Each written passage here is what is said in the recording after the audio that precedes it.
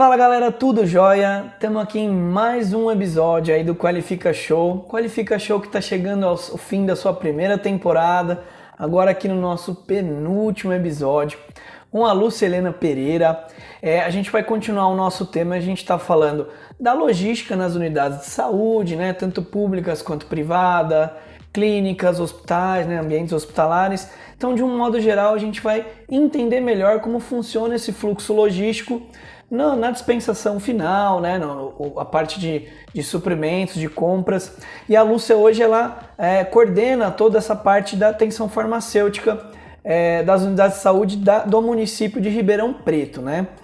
Então eu queria deixar aqui, antes da gente começar o nosso bate-papo, agradecer, né, a Lena por ter topado o convite. Muito obrigado aí mais uma vez.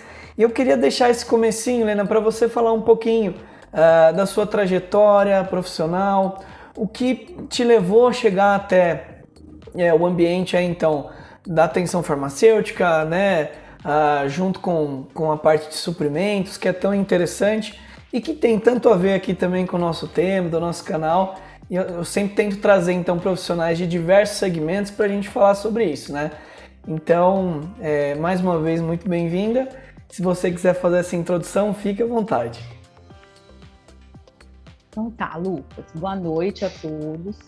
Para mim é um privilégio, né, estar aqui conversando com vocês, poder mostrar um pouco da nossa atuação. A maioria das pessoas realmente tem pouco conhecimento, né, do que a gente faz. E sempre que eu tenho oportunidade eu falo, porque eu me orgulho muito e eu gosto que as pessoas saibam que a gente faz tudo com muito cuidado. Porque muitas vezes as pessoas têm impressão porque é serviço público, né? As coisas não têm qualidade, mas não é verdade, né? Tudo que está ao nosso alcance e que a legislação permite, a gente faz para garantir a qualidade. Bom, eu vim parar aqui, eu vou falar rapidamente, né? Porque eu já tenho muito tempo de profissão. Eu não sou de Ribeirão, eu sou pongaiense, eu sou de uma cidadezinha de 3 mil habitantes, mas eu vim para Ribeirão para fazer faculdade. Então, eu fiz a faculdade aqui e por aqui eu fiquei. Então, eu fiz mestrado, fiz o doutorado na parte de fármacos e medicamentos e teve um concurso na prefeitura, né? Eu estava iniciando a carreira, a gente tem aquela preocupação, né, de ter um emprego, uma estabilidade, e eu prestei o concurso. Então, eu fui chamada e foi uma área para mim totalmente nova, porque eu me formei em 93, então nessa época as faculdades de farmácia, a gente só cuidava mesmo do medicamento, não se falava ainda de cuidar de pessoas. Então eu não tive nada na graduação voltada para assistência farmacêutica. O SUS estava nascendo também, né? Então era tudo muito novo. Mas eu me apaixonei pela assistência farmacêutica. Eu acho que a gente que está ali na assistência farmacêutica pública ou privada é o campo que o farmacêutico tem contato com pessoas mesmo, né? A gente está sempre cuidando de coisas para pessoas, né? Mesmo quando eu estou com medicamento, mas é nessa área que a gente tem a oportunidade do cuidado, né? E eu me identifiquei muito com isso. Então, eu fiz a opção de fazer a minha carreira pela prefeitura. Então, eu trabalhei mais de 10 anos em unidades de saúde, desde pronto-socorro até um ambulatório de HIV/AIDS, né, que se iniciou com a gente, a descentralização. E depois disso eu fui para o nível central, que é a divisão de farmácia. Fiquei um tempo trabalhando lá, né, mas eu já conhecia, a equipe sempre coordenou e sempre foi um modelo para todos nós na assistência. E agora, há quase 10 anos, eu sou a chefe da divisão de farmácia. Então, ali a gente coordena todo o serviço da assistência farmacêutica, desde a atenção direta ao paciente, como todo a questão do abastecimento dos medicamentos. Que legal, que história, hein, Lena? É muito, muito bacana a gente acompanhar assim, alguns profissionais que fazem parte realmente, né, de toda a nossa trajetória, algo que nós hoje pegamos mais mastigado, vamos dizer assim, né? Tem alguns convidados que eu falo também.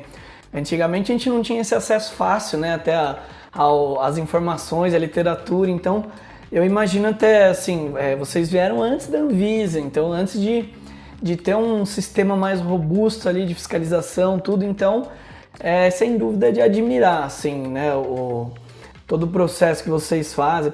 Conversei esses dias com o Gustavo também, O pessoal de logística aqui mais específico da minha área também que já está quase 30 anos aí, então é legal a gente ir acompanhando isso, toda a demanda regulatória, exigência fiscal, né? E perceber a evolução que nós tivemos ao longo desses anos. E eu fico feliz também que você sendo chefe acaba entrando, obviamente, em toda a parte dos suprimentos, né, de um modo geral. E é uma coisa que eu tenho mais curiosidade de saber, acho que particularmente o pessoal do canal também, como que é centralizada essa gestão. Então, por exemplo, vamos no âmbito de Ribeirão Preto, por exemplo, né? Quantas unidades você coordena hoje? Assim, algo... as transmissões são feitas simultâneas? Não, né? Uma unidade que requer o abastecimento, ele é feito de maneira... É um sistema integrado, não é? Como que funciona melhor esse processo para a gente entender aí, Helena?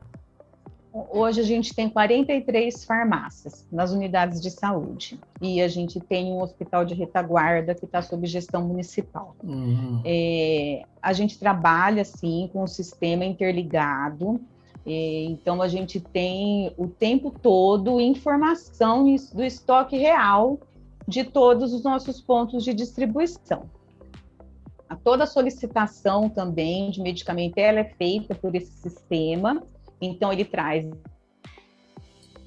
a ação do paciente até o estoque, né? Então o pessoal usa também para controle de estoque, porque a partir do momento que eu dispenso o paciente, ele abate do nosso estoque, e toda a rede tem acesso a essa informação.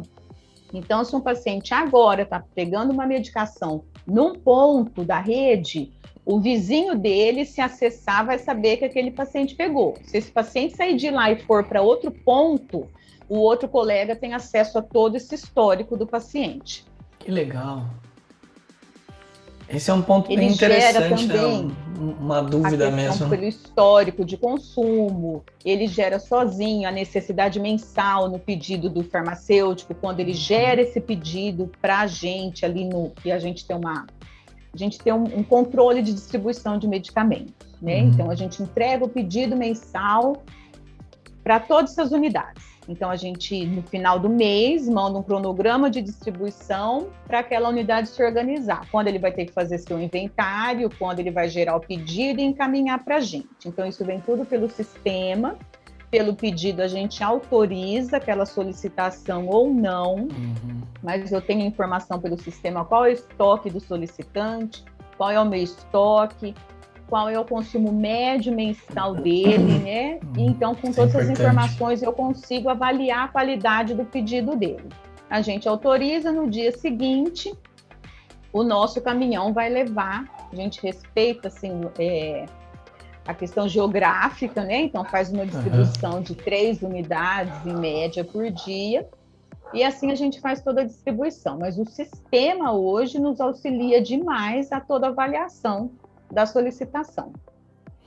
Que legal, então você já tem isso tudo meio prévio mesmo, né? Você já sabe a média realmente do estoque de cada filial, já, né, provavelmente no sistema deve acender aí um radar caso uma filial sair demais o estoque, o que está acontecendo, né? Vamos lá averiguar, né? Aí eu acho que entra a parte da integridade de dados também, como não, né? Justamente, se você tem uma demanda específica de uma determinada filial e essa demanda baixa rapidamente ou aumenta rapidamente, é um ponto de auditoria, né? Um ponto a ser auditado para a gente analisar se é um desvio, se não é um desvio, se foi uma intercorrência pontual ou não, né? Isso era um ponto que eu ia chegar até mais para frente, mas legal que você já tocou nesse assunto. E aí a gente entra, principalmente, a gente falou um pouquinho então sobre esse primeiro ponto da triagem, né? Acredito eu, né, pelo pouco que eu sei nessa parte aí, né, eu acho que as triagens elas são seccionadas, né, então deve vir a demanda das unidades, vem para vocês avaliam até o que é prioridade ou não, acredito eu. Então, por exemplo, medicamentos de alto custo, acredito que se abaixar o estoque deles, eles têm mais prioridade do que outros, ou estou enganado? Não. Na verdade, assim, quando você fala alto custo, eu não sei se você quer dizer mesmo dos mais caros ou porque popularmente, né, o componente especializado da assistência farmacêutica, até hoje, culturalmente, todas as pessoas chamam de alto custo. Alto custo quer dizer mais, assim, oncológicos, de doenças raras, né? Esse tipo de medicamento. Esses medicamentos, Lucas, eles não estão sob nossa gestão. Ah, tá. Porque no Ministério da Saúde, a assistência farmacêutica é dividida em componentes, que a gente tem o componente especializado da assistência farmacêutica, onde vão entrar esses medicamentos que você diz. Não necessariamente todos muito caros, mas de maior complexidade. Uhum. Né? Então, são os oncológicos, anticorpos monoclonais, que hoje a gente utiliza para diversas patologias, mesmo na oncologia. Então, esses medicamentos, eles não serão encontrados no posto de saúde. Então, ele é disponível no SUS, mas não através desse componente. Aí a gente tem o componente estratégico, que a compra é feita toda pelo Ministério da Saúde e distribuída a todo o Brasil. Então, são medicamentos que tratam de doenças de importante impacto na saúde pública. Por exemplo, tuberculose, hanseníase, HIV, agora a hepatite, foi para o estratégico. Então, são medicamentos que todo mundo trata igual, existe protocolo de tratamento. Então, o Ministério da Saúde tem um poder de compra muito melhor, muito maior que todos, ele compra para todo mundo e distribui. Esses medicamentos estratégicos, embora o município não faça aquisição, a gente que distribui. Então, eu tenho um ambulatório de tuberculose, lá eu tenho medicamento de tuberculose. E eu tenho o componente básico, que são para os agravos da atenção básica. Os agravos da atenção básica, a responsabilidade hoje é toda do município. Então, a gente planeja, eu seleciono, eu planejo, eu compro, distribuo e dispenso. Então, a gente tem plena responsabilidade. Então, o paciente, ele é diabético, ele vai começar tratando na unidade de saúde, ele está com insulina, NPH regular, insulinas humanas. Ele está precisando de um análogo de insulina. Aí ele vai pegar no componente especializado da assistência farmacêutica. Ah, entendi. Tá? Então, isso assim, só para esclarecer a questão do medicamento caro. A questão da distribuição, teve uma época em Ribeirão que a gente estava com um problema financeiro muito grande e eles me chamaram e falaram que eu tinha que gastar menos. Eu falei, como que eu vou gastar menos? O que eu vou escolher faltar? Eu falei, eu entendo que o que a gente tem padronizado é essencial. Sim. Eu não consigo tirar um item da lista, né? Então, às vezes eu tenho medicamento, ele não é tão caro, mas o consumo é muito alto, então ele encarece. E eu tenho medicamentos que o consumo não é tão alto, mas ele é mais caro. Então, nós nunca tiramos nada disso. Eu falei, não tem. Para eu economizar, vai faltar medicamento, né? E é prejuízo à população. Sim. Então, o que a gente tem é distribuído de acordo com a necessidade. Às vezes vai acontecer que o dia que a unidade faz o pedido dela, eu estou com falta de algum medicamento. Então, eu preciso, mesmo eu sabendo que a demanda dele é X, eu vou mandar 1/3 do X, para eu distribuir para todos, até que meu estoque se regularize e eu consiga reabastecer a rede. Entendi. E esse ponto aí, eu acredito que entre o momento da gente fazer a centralização com as outras esferas, né? Vocês fazem a comunicação em primeiro momento com a esfera estadual ou já é direto, você falou do Ministério da Saúde, né? Já é direto com a esfera federal? Como que funciona essa comunicação hoje? Até para a gente entender melhor. Eu acredito que o sistema seja integral, né? Integrado, então as 3 esferas se comuniquem ao mesmo tempo, né, para transmitir os dados, mas pode acontecer essas lacunas aí de faltar insumo para uma determinada unidade, né, faltar insumo no município. E aí como que a gente deve proceder nesse caso? Como que vocês procedem aí no dia a dia de vocês, então? Quando eu tenho uma falta municipal, de compra nossa, e o item faltou, a gente faz de tudo para não faltar. Então, a gente faz tudo, registro de preço, a gente hoje tem várias atas de consórcios intermunicipais que a gente faz falta, então eu abro mão dessas atas também para comprar. Fracassou um item, a gente corre para fazer uma compra emergencial. Só que eu não consegui resolver, o Estado e o Ministério da Saúde não interferem em nada, eles não participam disso. Tá. Mas, pelo menos eu sei o que está acontecendo. A gente tem, às vezes, faltas de itens que vêm do Ministério da Saúde e eu não tenho o que fazer. Eu não tenho gestão alguma sobre aquilo. E, às vezes, a gente não tem informação nem de por que está faltando e nem previsão de quando aquilo vai normalizar. Então, isso, para a gente, é o mais angustiante. Sim. Né? A gente pode incluir isso no caso das vacinas com você? Você que está por a par assim, das demandas em Ribeirão também? E isso, a vacina é uma questão. É um caso clássico, né? Então, nós tivemos um problema há alguns anos sério de falta de insulina. Então, hoje nós estamos aqui na rede sem omeprazol. É um problema? Porque a pessoa toma muitas pessoas tomam omeprazol. Sim. Mas eu não entendo, assim, a maioria usa até demais. Uhum. Então, faltar omeprazol é uma coisa. Como a gente fica sem insulina? Então, é desesperador quando acontece. Então, muitas vezes, não era para a gente comprar, porque a responsabilidade é do Ministério da Saúde, mas a gente mantinha a ata pronta, faltou do Ministério da Saúde, acionava e a gente pagava com o dinheiro municipal, mas era preferível do que faltar esse tipo de medicação. E que imagino que a negociação deva ser outra, o fluxo de caixa vai alterar em muito, né? No processo de vocês. E aí uma curiosidade, quando tem essa alteração no fluxo de caixa, aí é mais o próprio município que arca com essa despesa, ou isso é debitado depois no Ministério da Saúde?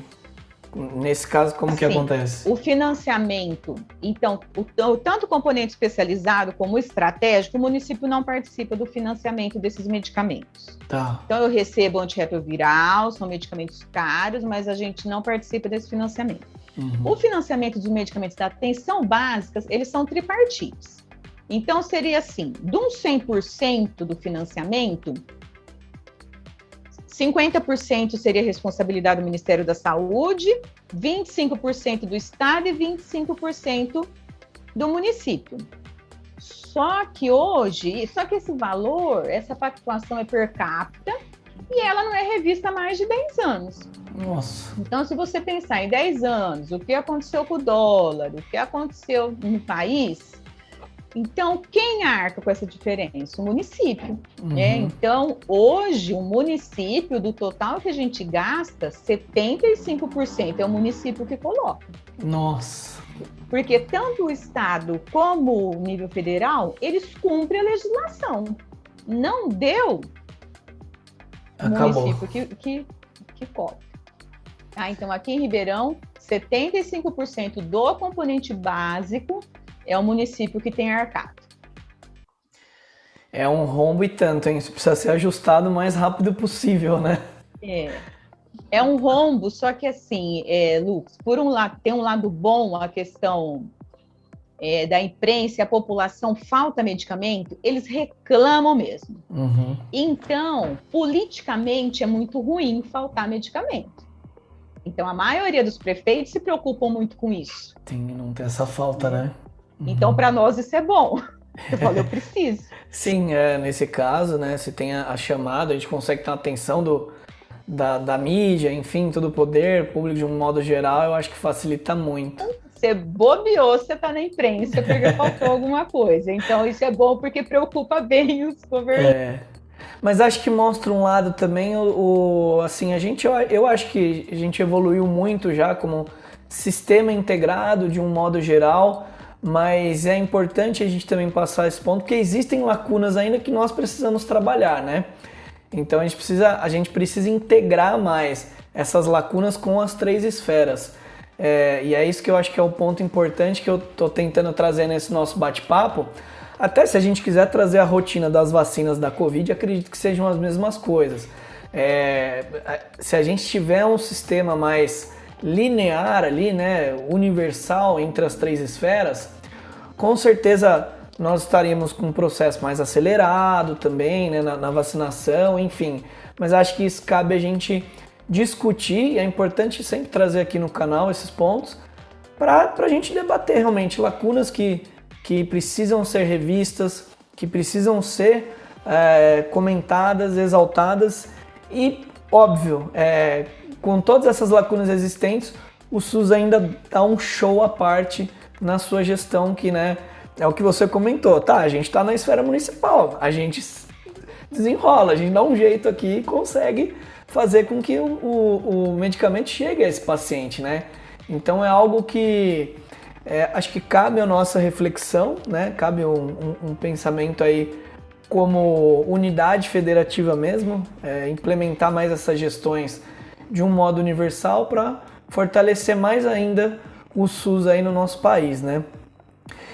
Eu queria passar, inclusive, Lena, pensando nesse aspecto, aí você estava falando um pouquinho mais, a gente falou lá atrás sobre o nível de integridade dos processos e dos sistemas e também foco de novo nessa questão dos estoques, né?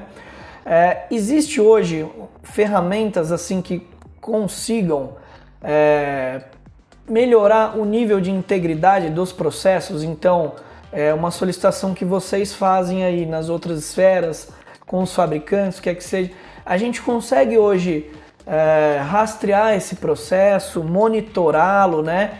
E aí um pouquinho que eu trago até da minha área, na RDC 430, a gente está batendo bastante nessa tecla do monitoramento, não só de temperatura e umidade, mas da integridade do medicamento. A gente está entrando também com os temas da rastreabilidade, serialização, que estão tão fortes aí no nosso setor de um modo geral, né, no mercado farmacêutico.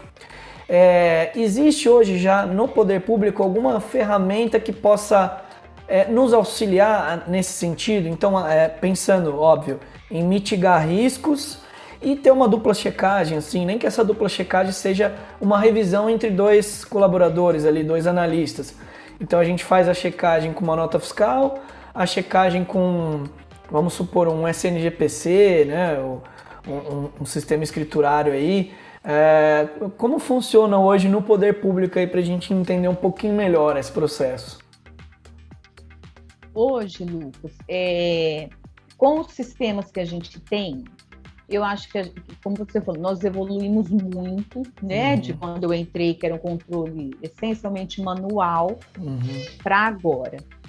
Mas a gente tem as conferências, sim, a gente tem uma nota de empenho, que é o meu pedido para o fornecedor. Quando chega a nota fiscal, eu tenho todas essas informações no empenho, então a gente compara o produto, nota fiscal e empenho, né? Na hora de receber a mercadoria.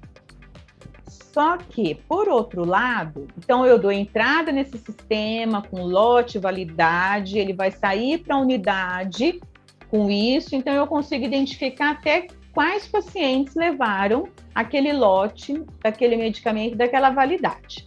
Qual é o problema? Apesar do sistema me dar tudo isso, eu dependo essencialmente ainda do humano, porque nós não temos código de barra. Então, se esse medicamento não estiver perfeitamente armazenado, se ele não foi retirado da maneira correta da prateleira, se nesse meio tempo, o que acontece muito, Lucas, os municípios aqui ao redor, eles recebem pelo programa Dose Certa. Então, às vezes, eles fizeram o pedido, esse pedido demora 9 meses para vir, depois vem tudo de uma vez. Nesse meio tempo, às vezes, ele já conseguiu comprar e ele vai perder. Então, a gente recebe muita doação de município. Então, eles ligam, você tem interesse nisso? Eu olho para ele, tem isso aqui em uma semana. Então, vamos imaginar, eu recebi a doação do município, eu dei entrada. Se isso ainda não foi guardado, hora que sair da minha prateleira, ele vai sair com aquela validade, porque o sistema ele vai pegar a validade mais próxima para vencer. Então, até isso, a gente tem que ficar atento. Eu tenho que dar entrada e imediatamente eu dar a saída, porque são itens, normalmente, eu já distribuo. Entendi. Porque às vezes a gente fala nas unidades, para de dispensar o que você tem aí, que a gente está mandando um. Só que se você não faz isso na hora, o sistema libera. E aí você já acabou com tudo. Porque aí, quando sair esse, na verdade, ele vai sair com uma validade muito mais nova. Sim, sim. Então, o que resolveria nosso problema é o código de barras. Um sistema simples, né? Se você for analisar. Um sistema simples, só que eu preciso de um RH muito maior, porque, na verdade, lá eu trabalho, então vamos imaginar a amoxicilina. Eu tenho a amoxicilina na caixa fechada com 50, eu tenho uma unidade que vai me pedir 10 frascos. Então, eu precisaria de uma equipe só para isso. E nós ainda temos uma equipe muito reduzida. E hoje todas as suas unidades possuem sistemas informatizados, possuem computador para poder transmitir os dados, tudo mais. E a gente pode dizer que já está bem na vantagem, né? Porque tem muito município que nem tem sistema para transmitir os dados, né? Pega cidades que realmente o sistema é bem precário, né? Então é um quadro que a gente precisa discutir também. Não tem como não, né, Lucas? Porque, assim, hoje, com a pandemia, mudou totalmente o perfil de número de paciente atendido, do que é consumido, mas, até então, a gente atendia por dia cerca de 7 mil pessoas nas farmácias. Bastante. Então, com custo só da atenção básica de 1.300.000, então a gente tem que tomar conta muito bem. Sim, né? sim. E evitar diversos processos, né? Até extravio de carga, falsificação, enfim, acho que tudo isso entra também, né? A gente pega isso desde a portaria 802 lá atrás, né? Que a gente está tentando trabalhar bem nesse assunto. E aí eu acho que entra o ponto da serialização e da rastreabilidade, que isso, na minha opinião, vai promover uma revolução tanto no setor público quanto no setor privado, né? Para otimizar essa gestão de estoque, giro de estoque, a gente fazer uma otimização aí de um FEFO, um FIFO, né? Na nossa gestão integrada, inventários, enfim, tudo isso eu acho que vai vir de uma maneira muito positiva para o nosso país e, infelizmente, por conta da pandemia, a Anvisa está tendo que postergar um pouco as medidas aí da rastreabilidade, né? Mas acho que assim que... A última previsão seria abril de 2022, né? Mas acredito que não vai mais acontecer. Mas assim que acho que isso for liberado, a gente sim vai ter uma integração, que é isso que você estava falando, né? Às vezes um simples código de barra para a gente bater ali a comparação do nosso medicamento. Poxa, a gente recebeu o mesmo lote, da mesma mercadoria, da mesma caixa de embarque, do mesmo pallet, né? Tá fazendo sentido? É isso mesmo? Não? Estão dentro da validade? Não estão? O lote está certinho? Então, acho que tudo isso é importante. Cabe sim a discussão, né? Para gente, assim, quem ganha com isso somos nós, né? Nós também somos pacientes, como a gente estava conversando antes de começar o programa. Então eu vejo isso muito com bons olhos e acho interessante a gente trazer esse tipo de discussão. E aí, até entrando nesse ponto final, né, Helena? Já estou vindo para o fim aqui. No momento que a gente discute essa dupla checagem para mitigar riscos, essa análise mais ponderada dos nossos produtos, e aí a gente entra nos sistemas, né, informatizados, tudo, eu não tenho como não falar sobre a RDC 430. E, ao meu ponto de vista, pode ser que eu esteja enganado. A 430 para o setor público, para as unidades de saúde, né, onde apresentam a dispensação, a atenção farmacêutica, elas vão vir mais como um aliado, né, hoje em dia, do que como um critério de cobrança propriamente dito. Então, o que você acha nesse aspecto que a 430 vai ajudar vocês, tanto qualificação de fornecedores, o monitoramento das cargas que eu comentei, né, a própria rastreabilidade, o mapeamento de todos os processos, né, então o mapeamento dos procedimentos operacionais de um fornecedor, se isso, inclusive, não sei se é critério de vocês ou isso também é o Ministério da Saúde que escolhe todos esses fornecedores. O que você pode dizer em relação a essa RDC, né, de positivo para vocês?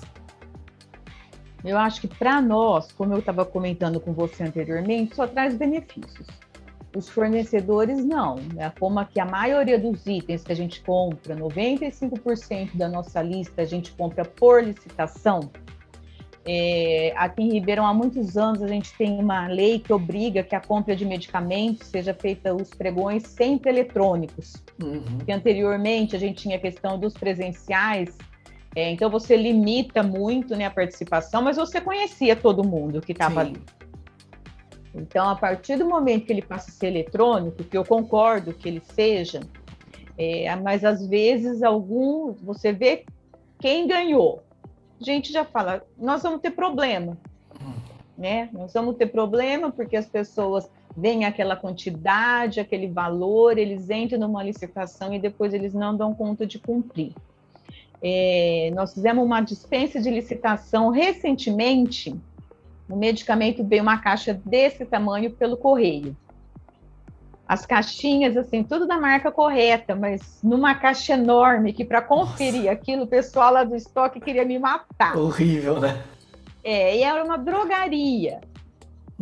Então, acho que isso de qualificar, a gente ter a garantia de tudo isso, porque não adianta a Anvisa cobrar tanto do fabricante se a gente não consegue garantir depois que sai do fabricante até chegar ao consumidor a qualidade desse medicamento.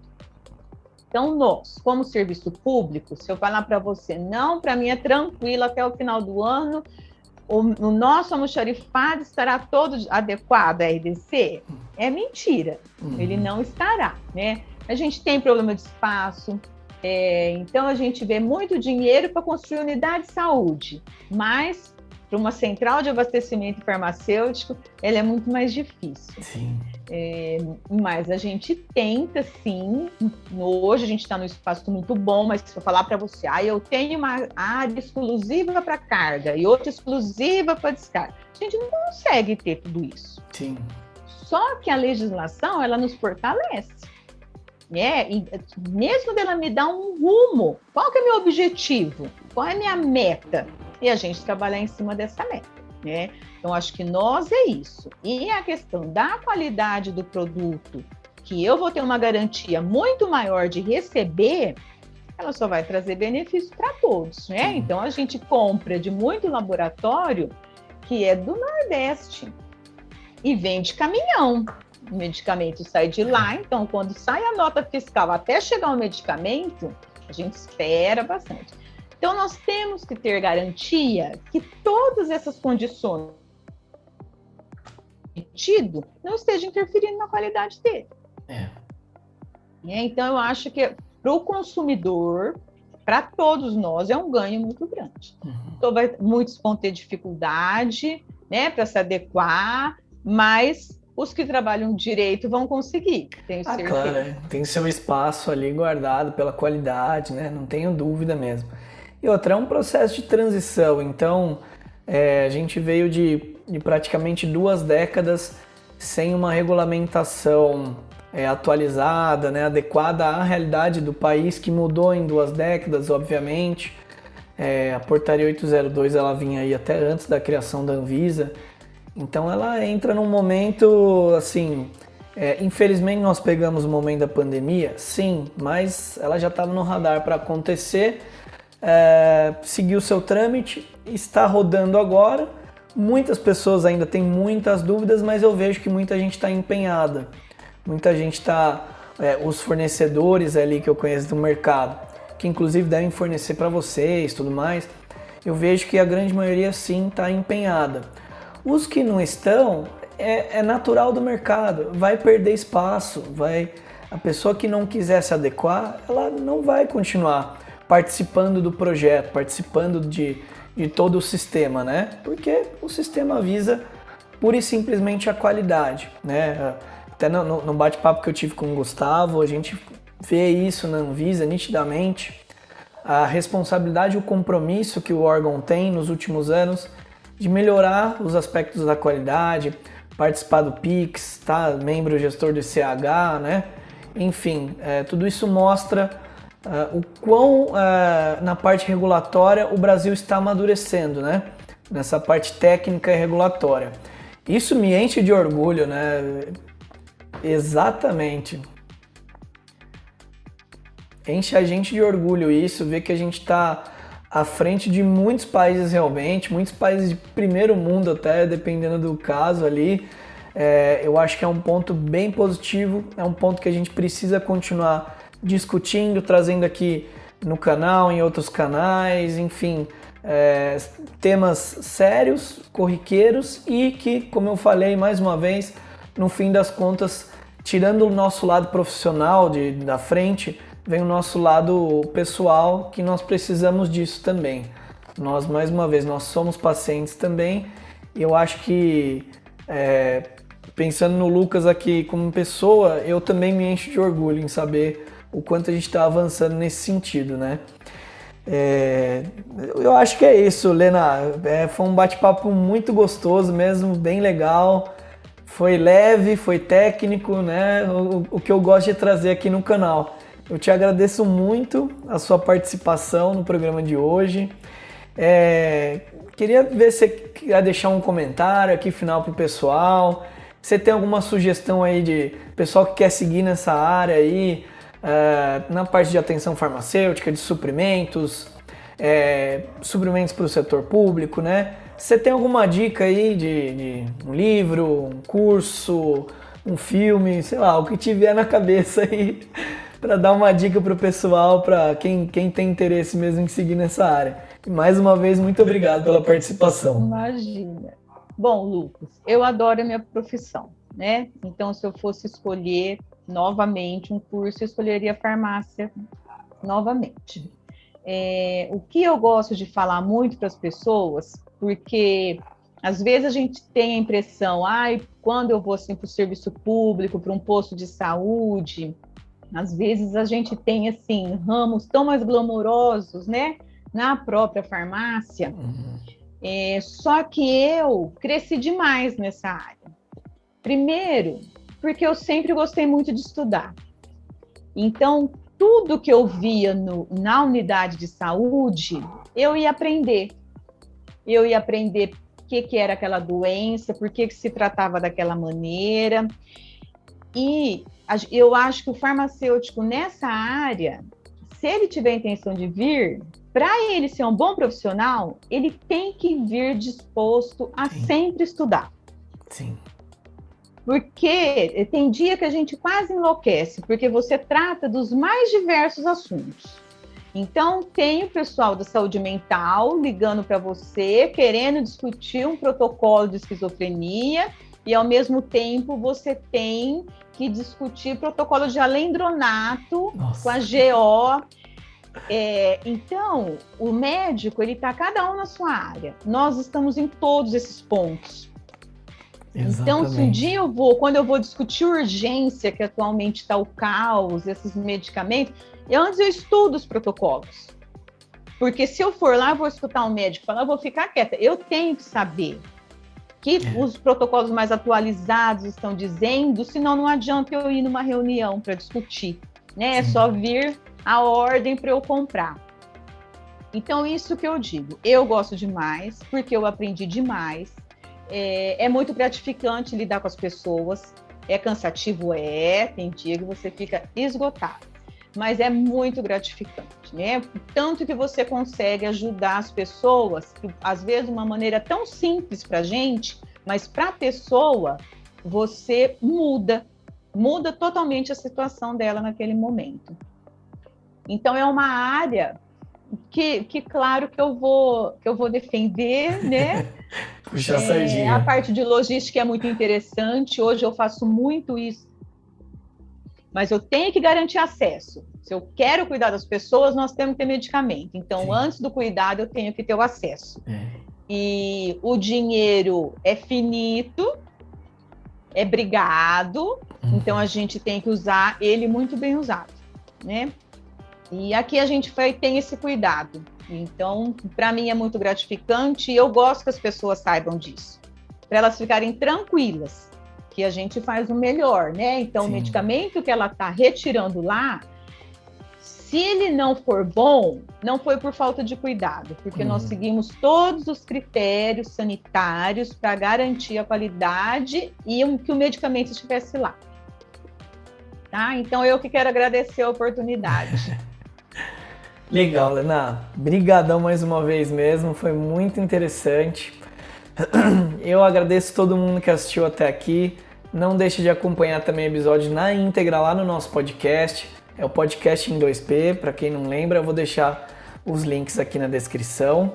Não esquece de curtir o vídeo também, se você gostou desse episódio.